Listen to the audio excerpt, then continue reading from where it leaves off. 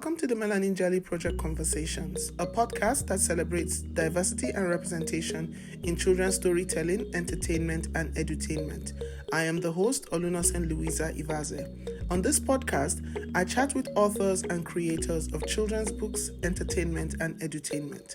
This is also a collaboration with the Ottawa Black Book Club. Yeah, so I'm always honored when, experts like you respond, because I know that I have a lot to learn and the people listening also have a lot to learn from the chat. Margy Burns Knight, welcome to the Melanin Jelly Project. My name is Olunosen Louisa Ivaze. I started this podcast as a way of celebrating diversity and inclusion in children's storytelling, entertainment, and edutainment. So Margy, tell me about yourself and what inspired you to start writing multicultural children's stories. Well, thanks for having me. Hello from Maine, about 6 hours from you in Ottawa.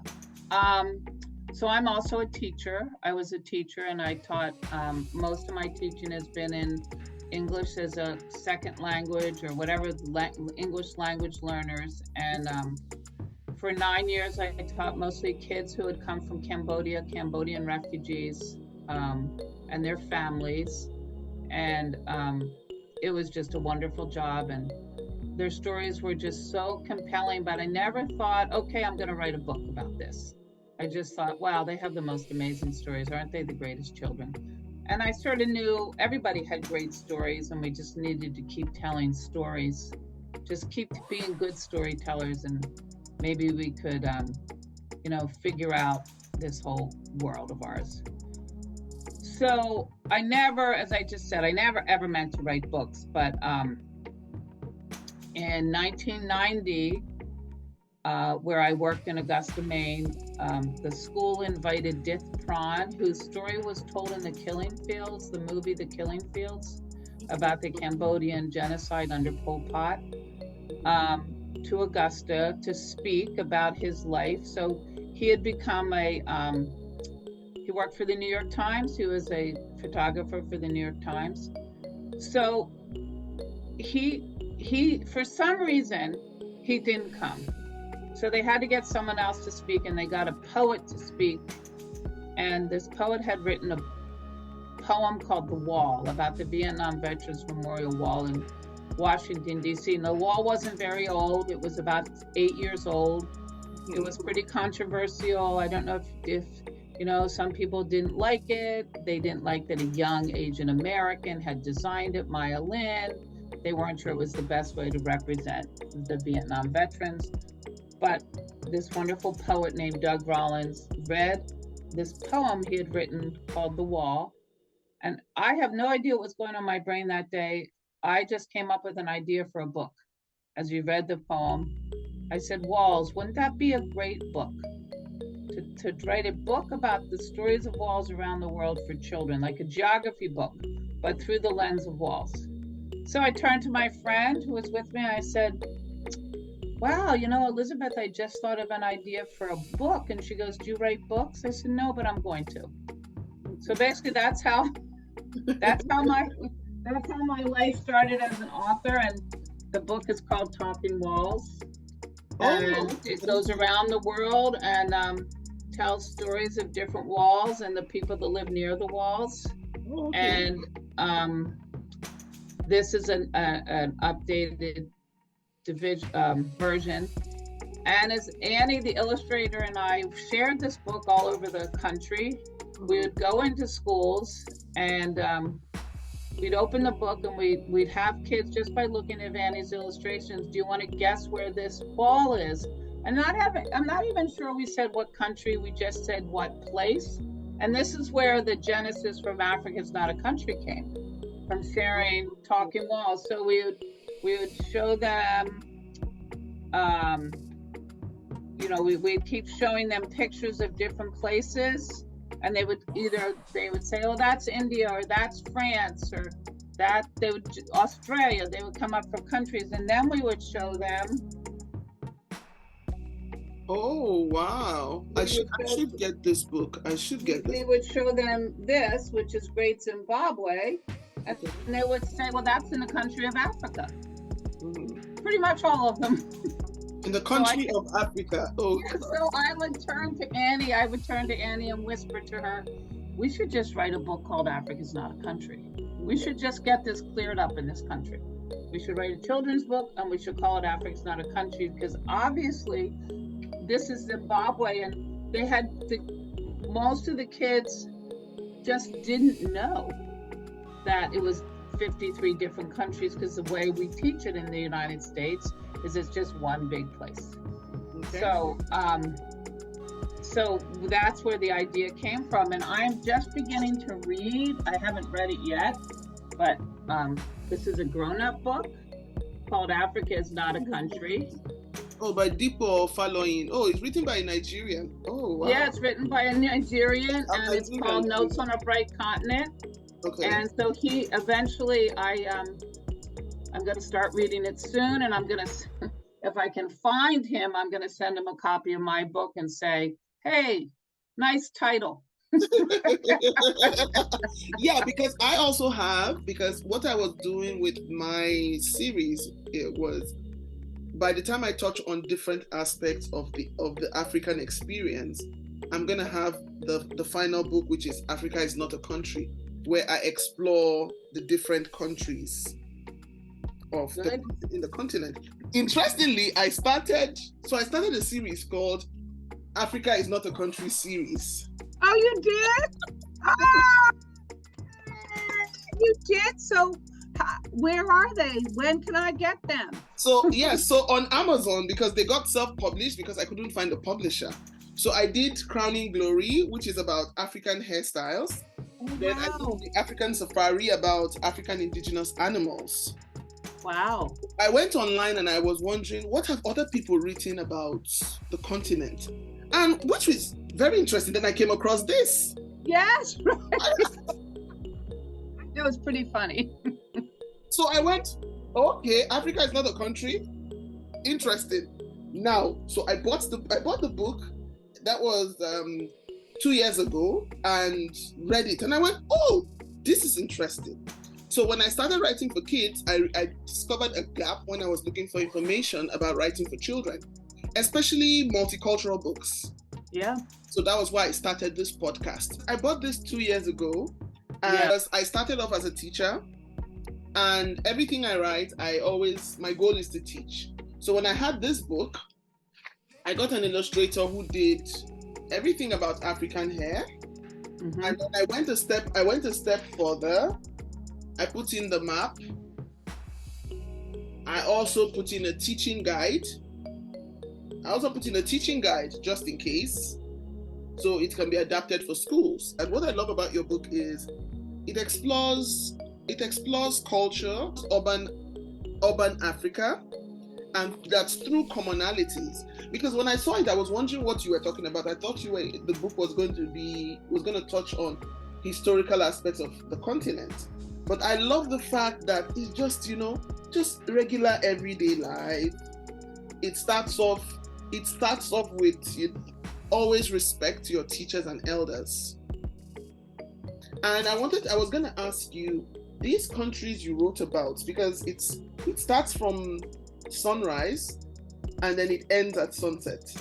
Yes. So did you visit these countries? Because when I read about you, I saw that you worked in Benin Republic. Yeah. This is just next door to Nigeria. Yes. So yes. So did you visit these countries, or you met people from these? So this is how we did it. No, we did not. So Annie, the illustrator who did the illustrations, had been to South Africa and Zimbabwe. She actually, Mark had been to Eastern Africa. I think he was in Eritrea and Egypt, but just visiting. Nobody lived there. Mm-hmm. I was in the Peace Corps in Benin, so I lived in Benin for a while. But we actually, before the book went to press, we gathered in Portland, Maine. We asked 7 people from 7 different African countries to critique the book for us. Okay. So the part we had done, we put up all the illustrations, we read the text, and each one of them with great gentle hearts let us know what we weren't doing correctly. And we made a lot of changes after a lot of it, so the one from Cameroon, that is my friend Brigitte's story. The one from Ivory Coast, so my family hosted teachers from Senegal and the Ivory Coast, and they lived with our family. So Edgard's from the Ivory Coast, and Suleiman is from Senegal. And I was actually writing the book when Edgard arrived, so he was really helpful with telling me of how I was getting it. So the story about the kids playing the soccer in the park in Abidjan, he actually took those pictures and sent them to me, Edgard. Wow, and I like that. For me, it was when I was doing my research on the continent, I realized that I found out that it actually snows in Lesotho. Yeah. I read sociology as my first degree, sociology and anthropology, and from sociology, I learned that in a language, what does not exist in a culture, there is no word for it, and most times. So in Lesotho, I was actually surprised that it actually snows there. And it's good, it's interesting here that you guys went ahead and said there are very few words for snow in Africa's 1,000 other languages, which I feel is really, really important to state. So what are some of the challenges you think authors writing about a different culture encounter? Like you choosing to write about the African continent, the continent of Africa. What were some of the challenges? Yeah. Well, there are a lot of challenges because as you well know, I'm not from the continent of Africa. So we have to be really careful, and that's why we had so many people helping us. And I think the reason we chose daily life is everybody has a daily life. So we are trying to figure out how to connect this book with kids from the United States or Europe or Canada, and something they could connect to. And everybody has a daily life. Everybody gets up, everybody hopefully does some chores, they play, they eat, they go to the park. I don't know I can't forget where this comes from, but I read it, I think, when I was reading the book. So a human is human through the humanity of others. So basically, I guess deep down inside, the purpose of my book was to just resonate again and again about the humanity of people. We're all human. And so often the African continent has been seen in the light of they're not human, they're everything else. It's poor, they've got animals roaming around everywhere. And I'm like, wow, that's not the full story. And our job is to give kids another story. So basically, I think from the very beginning, we came up with the daily life theme because it would resonate with all children. And the book's for kids, so they needed to be able to enjoy it and to learn something. Yeah. And they were amazed. I mean, you already know this, but people were just amazed what they learned in that book because they hadn't been taught about the big cities. And the Egyptian page where the girls are walking to school in Cairo, and there's a traffic jam, and they're late for school, and they buy their lunch, their breakfast on the street. I think people were just stunned. We didn't know that was a part of the African continent. And I said, yeah, well, there's a lot we don't know. Isn't it nice for learning something? Wow. If only people knew that civilization started from Egypt. Yes, I know all that. I've worked with a lot of teachers over the years with this book, and you know this, you're an educator. They don't know this either, so it's really hard for them. What do they do with this if they don't know this? They were never taught about the whole Africa's not a country, and there's different languages and different ways to do things, just like in the United States. So I think the more stories we can just keep telling and let people digest them. And the work you're doing is so important because we cannot get enough of Africa's Not a Country. Yeah. We can't get enough of it. How do you think we can counter stereotypes in storytelling? Well, I think just constantly telling stories of humanity. And so we were called a little bit, people said we sanitize this book too much because there's nothing really sad in the book and nobody looks hungry in the book and I said, but you have to learn about humanity first. This is a book for 7, 8, and 9-year-olds. The more you teach them that people are human and are very much like you and love to play and love to smile and, hang out with their families and go to school. Now, they may do it in a very different way. The sooner we will understand that it's one big planet of humans. Yeah, but it's tough to break the stereotypes because I don't know about the Canadian media, but our media, whoa, baby. It's interesting. It takes me back to many years ago when I was in my teaching days. So I had a pen pal and I remember we connected online. And when we would write to each other, and I would never forget, his first question was, how come your English is so good? Oh, yeah. And I was wondering, how come my English is so good? We speak English as a first language in Nigeria. Right. Yeah. So Nigeria was colonized by the British, so we speak English. And then when I went to Britain for my master's, my professor, that was the first thing also. So when I would speak in class, I'm sure they would stare at me in awe, wondering, how come she speaks our language so well?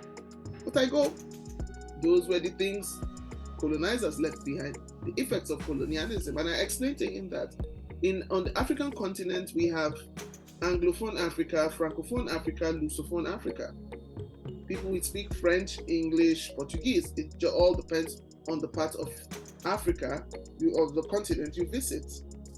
But even with these, despite the major language we speak, we have our own indigenous dialects and languages. And even as a writer, I noticed when you write stories and you send off to publishers, they have an expectation on the kind of story they're expecting. If the story is about the African continent, they're expecting stories of sorrows, stories of war, stories of poverty. But when you write urban stories of positive, you write positive urban stories of progressive people, it becomes a problem. I didn't experience war. I've never experienced war. I was born in Nigeria, spent most of my life there. Never experienced war, never lived in a refugee camp. So everybody's experience is different. But I think people just feel that because of what the media promotes, that is what the continent is like. No, I agree. And I think, so here in the States, I think they're now part of Howard University. There's this wonderful group called Africa Access. Do you know about them? No. It's called Africa Access, and they give out an award every year, the Kaba Award for so they're really up to date with all the children's books that are written about the African continent. Mm-hmm. And they, I think they review them. So this year, they just gave out the award this year. So you can look at them. They've been around a really long time. And when we wrote Africa's Not a Country, they at one point they had a list of, if you write about the African continent, remember this, like don't use the word, these words have become pejorative. Don't say tribe, say people. Don't say hut, say house. Don't, make sure it's urban and rural. Make sure you have equal numbers of boys and girls. So we use that a lot to help us write the book. Because, we were pretty clueless, and we knew as, authors and illustrators that didn't represent the continent at all, zero, we had to be really careful. But I had good friends that went to Ghana right after the book came out, and I gave them a bunch of books to take to give to libraries or give to schools or just give to the kids. And in the Ghana one, we have the kids in the school uniform. So they found some kids in this uniform because it's one of the national uniforms of Ghana. Okay. They went up and talked to them, and my friend said, well, the first thing the kids said is, "Are we in that book?" And my friend said, I had really forgotten if Ghana was in the book, but I said, yeah, I hope so. So she opened it up, and the kids read it, and they said, "Can you really thank that lady for saying a nice thing about us?" Oh. Wow. Can you thank that lady for saying such a nice thing about our country? And we're in the book because they were in this uniform. The kids were in their uniform walking home from school. And my friends they're world travelers, so they went up, and so things like that. Can you really thank people? Can you thank that lady for saying something nice about us? So that's I had sent off a manuscript about African food to a literary agent, and she had written back to me to say, "I love your story, but it's too heavy." And I think it's because I brought in the slavery aspect. So maybe, yeah. So I was wondering, was I supposed to water that down, the reality of that? It's a tough question. So do you know the story about Jumu soup in Haiti? No. So food's a really good thing. Food books are really in. They're really in. There's a brand new, so I have two little granddaughters, they're 5 and 3. And we read I go to the library, take about 30 books out a week, and we read them, and any new book. And there's a lot of new books about the world through the eyes of food. Yeah. So, but Jumu soup's a perfect example. So in Haiti, their Independence Day and New Year's obviously is January 1st. So before they became an independent country, the Jumu soup, which is made out of sweet potatoes and spice, and it's so delicious, the Haitians couldn't eat it. So the day they declared independence, they took Jumu soup as their symbol of freedom. So every January 1st, they all make Jumu soup, they share it, they talk about it, who's got the best recipe. If you talk to a Haitian and ask them how their Jumu soup is, they'll be the happiest people on earth. Oh, wow. So I've been talking to some Haitians lately, and I said, hey, my friend made vegetarian Jumu soup. Why would you do that? Yeah, because I was talking because in my books, what I do is, like this one that is Crowning Glory, it has a history of African hair tradition. This one that is the African Safari, underneath says an introduction to Africa's indigenous animals. So the one I wrote about food, I just said a journey of food and recipes. So that's what I was talking about. And there's no way you can talk about an indigenous recipe without talking about how it got to the Americas and the Caribbean, without mentioning slavery. So you should read, Tammy Charles, she lives in Boston, wrote Freedom Soup. Mm-hmm. She wrote a book about Jumu soup. Mm-hmm. So read it and see what you think, because I think she mentioned everything. And she got published, you see? And she got published, so that's what you got to figure out. But she just told a story of one recipe. Oh, I see, one recipe. So one story. So maybe you're just telling too many stories. Too many stories. I think maybe that's the problem. Maybe you need to just pick out, I know our friends in Ndinwe from Cote d'Ivoire, they're originally from Benin. So when I lived in Benin, pot rouge was something we really liked to eat. So when they came to, when they lived with us, they made pot rouge for us, and my daughter really, really, really loved it. And then she went back to visit them in Abidjan, and they made her pot rouge. I think a singular story. Okay, so I think singular story. Each one, I guarantee I don't know much about what recipes you're picking, But every time I've edited my books, so at the first Talking Walls, the text was really long. It had like 10 or 12 sentences a page. But since the world's changed and you can access information on your phone, all the books I'm now writing, they're read aloud. So I'm doing no more than 6 sentences a page. Because I want the teacher to be able to pick it up and say, I'm going to read, look at the picture. So when I go into schools now, I do these workshops through visual learning. I've sort of adapted many strategies and I call it visual thinking learning. And I run the whole workshop through the kids talking to me, and I repeat what they say, then I give them the story. And then sometimes I read them the text, and because it's only 6 sentences, I can do that. So I've really changed as a author from in the beginning, when the only place to get the information was the book. But now, all I want to do now in my books is launch a love of discovery. Oh, I really like that story. What else could I go find?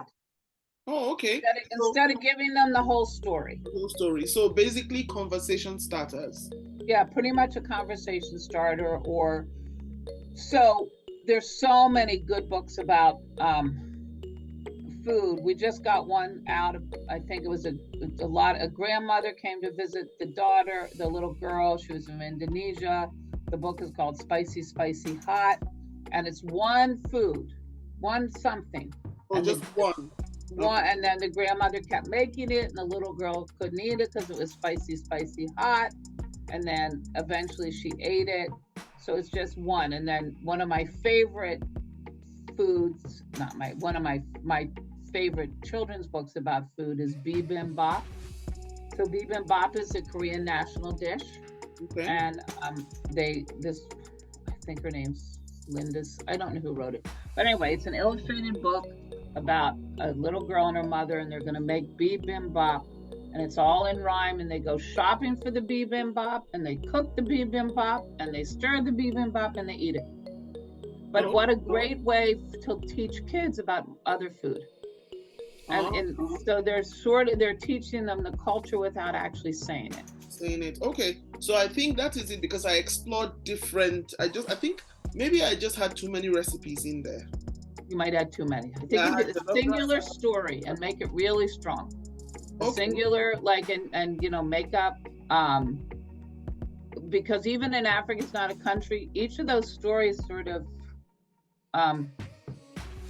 they're their own story. Like the kids from Eritrea, it's just about them getting ready for school. Yeah. The kids from Cameroon, it's before school doing the chores. The kids from Cote d'Ivoire, it's just about them playing soccer. You don't learn anything else about them that day. The kids from Ethiopia, it's just going to the museum to see Lucy. So that's all. And if you want to learn more about Ethiopia, you can go learn. But I've really learned over the years, and I'm actually working on a book now that, we've kept the text pretty short, and so the teachers or the kid or somebody can read it, each page pretty quickly. Because in children's books, illustrated books, the illustration's really supposed to lead the conversation, and the text just helps it. So I spend a lot of time I don't illustrate, but when I work with kids or teachers in schools, I work a lot on the visual effect of the book, and the text sort of just supports that. So Annie, who's the illustrator, she said, "You're so funny. You go into schools and all you do is talk about my work." I said, "Well, it's an illustrated book, so I'm not that funny." And I think illustrations are the key in these books. But even for the cooking, you could do a whole series of books on cooking. What are some tips you can give aspiring authors? Even me, who has just started out as a children's author, what tips can you give me for telling good stories, good multicultural stories? What tips can you give me? Well, I think the most important thing is you got to be as concise. The shorter the text, it's hard. I mean, as I could edit one sentence for the rest of my life. Okay, be concise. Okay. You just have to figure out what kids will respond to. Okay. And, you know, everything I write now, I read it out loud a lot to figure out, does this really work? And, you know, because I only write nonfiction and I don't write fiction, you know, fiction sounds like it's more fun than I only do fiction for adult. For fiction, I do for adult books, but for children's books, I do nonfiction. Yeah, so it's hard because you can't put in too many facts, and so one thing I do is I read tons and tons and tons of other children's books. Okay. Tons and tons and tons. So one of my new favorite books is called Room for Everyone. Okay. So it's about Zanzibar, where these two kids get on it's like a tuk-tuk, I forget what they call it. They get on a bus to go to the beach to go swimming, and everybody that gets on the bus with them, but it's a counting book. Okay. So it's brilliant how she does it. So one guy gets on with the bike, then 2 and 3, and the brother and sister said, oh, no, you can't get in. And then the bus driver said, do you want to ride? I've got it, we read it a lot. It's hotter than peppers out there. There's room for everyone. And it's a big nod to the Muslim culture. The little girl's in a hijab, but they don't have to say anything. It's just the way it's done. It's just the way it's done, the story. And then they all, it's very full at the end, as you know, and then they all get off, and then the little kids go swimming. Okay. And brothers. So things like that. So there has to be lots of humanity and some joy. And I mean, there's so much to teach. Annie, the illustrator I work with, is very involved in this organization called Diverse Book Finders. Okay. And it's like an online platform where you can look up books, all diverse books, and they divide it into categories of what to look up.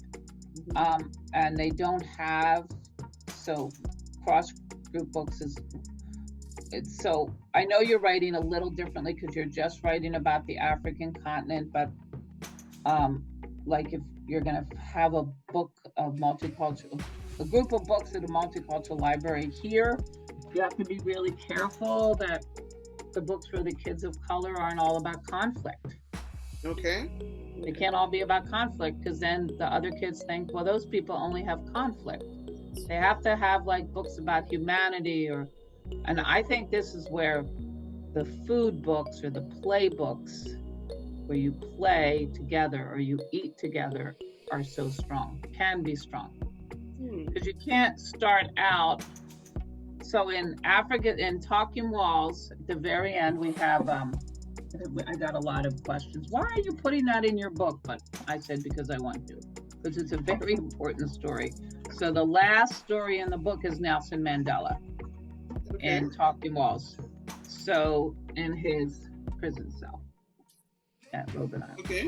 Okay. So we would often show this to American kids, and who do you think they said it was? Because they really know only about one Black hero in America. Oh, really? Who's the only Black hero they know about? Martin Luther King. So they think all Black people are Martin. Now, you can't blame them.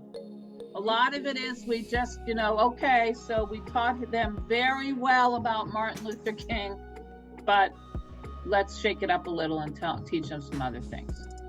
So, I mean, and they had no idea Martin Luther King went to prison.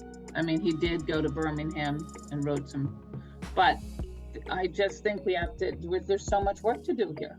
And I think all these books are crucial. And the more we can figure it out and tell each other stories and be, be very respectful. So for my new book, I've actually hired 4 consultants from the 4 different groups of people to make sure I didn't blow it. Yeah, because Yeah, because my next question was going to be how important you think multicultural books are to children. Because when Ladybird books, when I grew up with these books by Ladybird, Peter and Jane series. They were a staple in our education. I read them at home, I read them in schools. And then a couple of years ago, Ladybird Books decided to do an African adaptation. And I was given the opportunity to work as a consultant on those series. And I remember the first thing I said when I started reading was, first of all, you need to change the names. You need to bring the names home. Yeah, you are not telling me an African story and you're telling me about Billy and Bobby. No, bring the story home. Right. And even sometimes in the drawings, you put a well and you put boys fighting by the well. And I said, people don't really use wells anymore. Even if they have wells, now they are connected to pipes, they have taps. So it was a very interesting experience. And then the books were supposed to be released before COVID, but COVID delayed a lot of things. So I don't know what has happened to those series. But it's interesting how a lot of the people are doing their best now to do African adaptation. It's like unlearning what we've been taught through the years.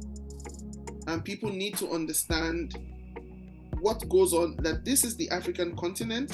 Human beings live here. We are as diverse as we are similar. Yeah. Right. So for you go on school visits, you tend to go on school visits a lot. I haven't done a school visit yet. So what are some key tips you can give for a good school visit? Well, I've been doing school visits. I have been doing school visits for so long, and I've finally come up with something that I think works for me and the student. I think the most important thing in a school visit is the kids have to be part of your visit. They have to be engaged and participate. And it's not easy. It's not easy to keep kids engaged. But I have this this strategy that they're completely engaged. They're 100% with me. And Annie and I used to go to schools and, you want to talk to 500 kids? Sure. No, it's not fair to the kids. I'm not a dog and pony show. I love teaching, but I don't like performing. I love to be in the classroom, so I keep it small. It has to be 35 kids or less, so every kid can participate. It took me years and years and years how to figure out how to do an author visit that I felt that it was worth the school paying me and the kids really got something out of it. Not like, oh my gosh, here's the author. Kids don't really care, here's the author. I mean, they think that the grown-ups care and they think it's really cool I'm there and I'm very grateful to be there. But I just had to figure out a way that when I left, it was the kids who I visited got something out of it. So it just takes a long time to figure it out. Do the Canadian schools hire authors a lot? I do see, so because I belong to some Facebook groups, I do see I see authors going on school visits. Yeah. So for me, I haven't reached out to any schools in Ottawa to say, oh, I am available, I'm an author, and I will be happy to do a school visit. Sometimes I don't know. In the beginning, I was asking someone, I said, do you charge for school visits? And then I've read where some authors say some schools are reluctant to pay for school visits. So what some authors do is they say their school visit package is they require the school to buy at least 20 copies of the book, and then the author shows up. So 30 minutes to an hour. Yeah, if you don't want, because some schools don't want to pay. So that's what someone was saying. I don't really know, because someone said, well, you're offering a service. Why should you charge? And then someone else said, why not? It's my time. It's my hour. So, yeah, you charge in the States. Sometimes, I mean, I do a lot of freebies if I know the people, or if I know a teacher really well and they ask me to come to the classroom, I will. But if I'm hired for authors, you don't make a lot of money writing books, so that's how you make your money. That's how you make your money. Going into schools or or speaking at conferences. I've done very little since COVID. I until this year, I was reluctant to go into schools, but I have done it a lot in the past. I really enjoyed it. And, you know, with my new book coming out, whenever it comes out, I'll probably go into schools again, but I'm very comfortable with what I do in schools. And if they said, oh, we can't pay you, but we buy 100 books, I might do that. Yeah. But usually here, the kids buy the books. Oh, the kids buy the books. Oh, okay. Yeah, the parents get a note, the author's coming, do you want to buy a book? And then we sign it. Okay. Oh, So that's usually the case, but it just takes, even though I taught for a long time, an author visit's very, very different. And it took me, we reinvented ourselves so many times to figure out, well, how's this going to work? And I'm not going to stand up there and tell the kids, this is how you write a book, because they can find that out now. They can find out anything. So my whole thing is, I want you to look at this picture and tell me what's going on. And we'll do the whole work through the picture. Okay. So we do that. The key is to get their attention and get them engaged. These two things. Yeah, and it's hard. It's hard to get them engaged if you have 20 kids you've never met. So you're a stranger. So you're in there as a stranger, trying to get the kids. But it took, but now if somebody needed me in an emergency tomorrow, I'm confident enough that I could go. How do you think, as authors who tell multicultural stories, how do you think we can support each other? Well, I think when we find a good book, we tell people and we tell them why we like it. So you share the good news. I think constantly reading books and constantly figuring out what you like about them. And there's an endless supply of stories out there. You could never finish telling stories. Okay. So just trying to figure out, the story you want to tell, and don't tell too much of it. Just really narrow it down. So when you get Freedom Soup, Tammy Charles' book about the soup jumu,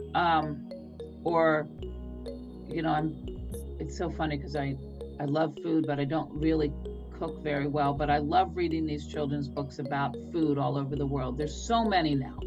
And it's such a good way to teach kids about sameness and difference. We all eat every day, a lot. So why not teach them? I'm a little concerned now in the United States with all these people shutting down libraries and taking books off the shelves. It's all so insane.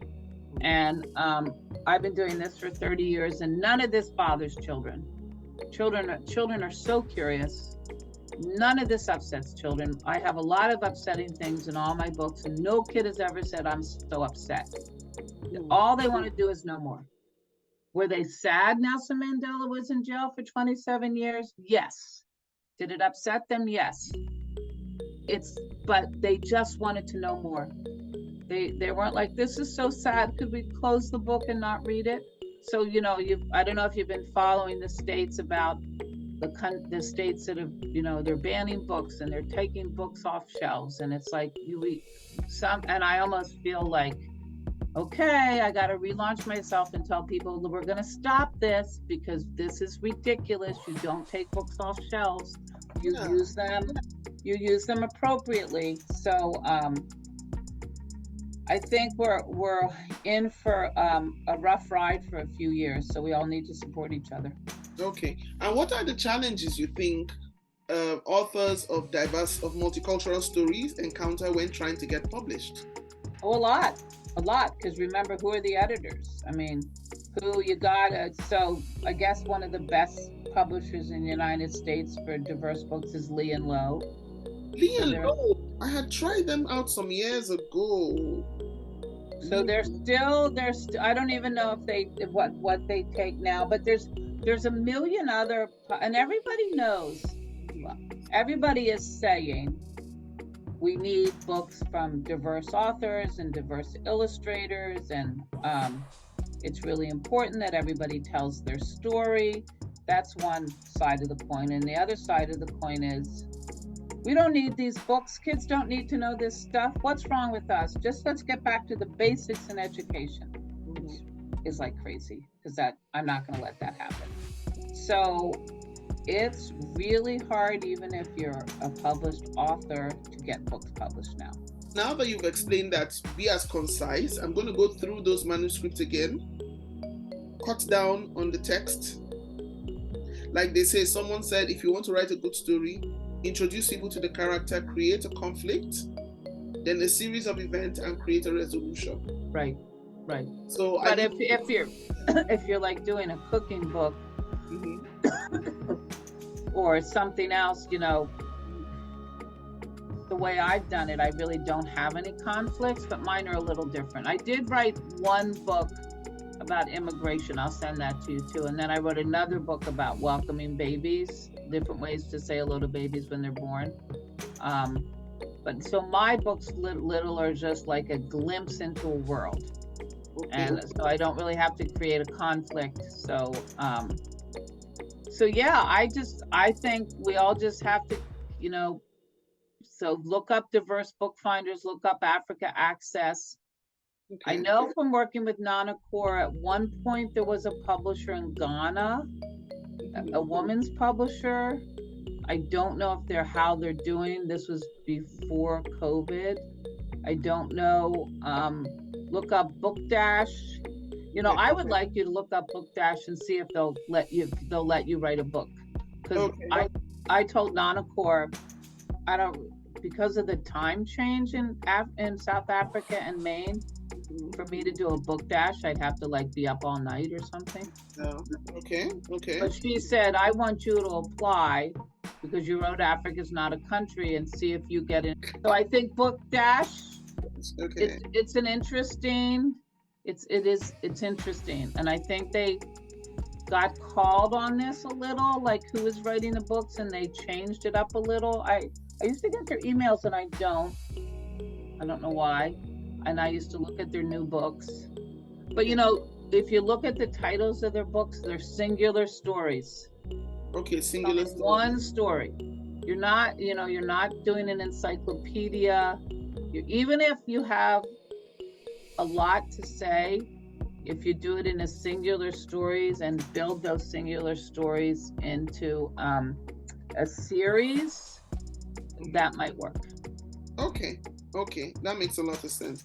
So, are you working on what new book are you working on? Do you want to tell us about your new book? Oh yes, I can tell you about my book in about 20 minutes. My co-writer and I are going to go over the working draft 1,250. So I am writing a book called Who Needs a Statue? Who Needs a Statue? Okay, what's it about? So right here in the United States, in Washington, D.C., in the Capitol building, we have a collection of statues, and there's 100, and there's 2 from each state, and they're supposed to represent the American history. But they really don't. They're not telling enough stories about all our people. Are they statues? Yes, because I was going to ask that. So only 10 are women and only 8 are people of color of the 100 statues. So our question in the book is it time to have a new story in Washington, D.C.? So we introduce the readers to statues of women and men of color all over the United States. And then we take them back to the Capitol and say, so what do you think? Is it time to shake it up and tell another story? And if so, in your state, you can tell a new story with a new statue and send a new statue to Washington, D.C. Oh, that makes a lot of sense. Okay, nice. So basically, the book will be banned in many places. Because I notice when people talk about history a lot in the US, I don't really hear indigenous voices. I don't hear about indigenous voices. It's 1%, not even up to 1%, less than that. Where are they? What happened to them? Because they exist. No, so we do have the indigenous voice. So one of my readers is an indigenous reader, and he gave great feedback on things we missed in the book. And So basically, we're just asking the kids, we're not telling anybody anything, we're just asking who needs a statue. And you can come up with that. I mean, basically, if you're a 4th or 5th grader and you look at the 2 statues in your state and you're fine with who represents your state, cool. But if you're not, you now, since 2000, there was legislation that a statue can be removed and a new statue can be in. So if, for example, in Virginia, I forget who they're removing, maybe Robert E. Lee, and a statue of Barbara Johns is going to represent Virginia. And when she was 16 in 1951, she looked around her school and she said, this school is in such bad condition. The school across town for the whites is in great condition. This is not how we should live. And she stood up in assembly and asked everyone to go on strike with her, and they did it. And that lawsuit became part of Brown versus the Board of Education in 1954. So she's in our book already. And since we started the book, we heard that her statue will also go. She has a statue in Virginia, but she will be represented in Virginia as part of their story, which is great. Yeah, which is great. Yeah, which is great. Would you like to read a portion of your book to us before I let you go? Which one? Africa's Not a Country? Yes. Yeah. All right. I will read. Why don't you choose the one you want me to read? Just read. Let me see. Okay, so because I'm partial, I'm Nigerian. Yeah. Oh, about the dancing? Yes. All right, before I read, I want to show you something. Before I read it, I want to show you this. So this is the picture of the kids in Ghana, who my friend, I thought I had this. So this is my friends who went to Ghana and gave the kids the book. And here they are, see? Oh, lovely. Wow. Isn't that amazing? Yes, please. Yeah, of course they thought it was about them. Look at that. They were so happy. Please, when you send me books, send me the updated version of this. I love it. Send me the new version too. I love this. Okay. All right. So Nigeria. Yes. Okay. Boy, I haven't read this in a long time, but let me see. Chuba wants to get it right. His father, uncles, and grandfathers are watching to see if he's dancing exactly the same way as they did when they were boys. Nearly every evening after supper, Chuba puts on his traditional outfit to practice the ancient dances of the Igbo of southeastern Nigeria. As he concentrates on what his teachers are showing him, he wonders if he will be one of the few boys his age to be chosen to perform this year's at weddings, Christmas celebrations, and harvest festivals. Other boys will be picked to sing and drum. Nice, beautiful. Oh Margy, I just want to say a very big thank you. Oh, you're very welcome. I'll send you some books, and seriously, if you need any help with anything, we can do this. Okay, thank you. Oh, maybe sometime I can come to Ottawa and hang out. Yes, please. Okay. Oh, thank you so much. You're welcome. Oh.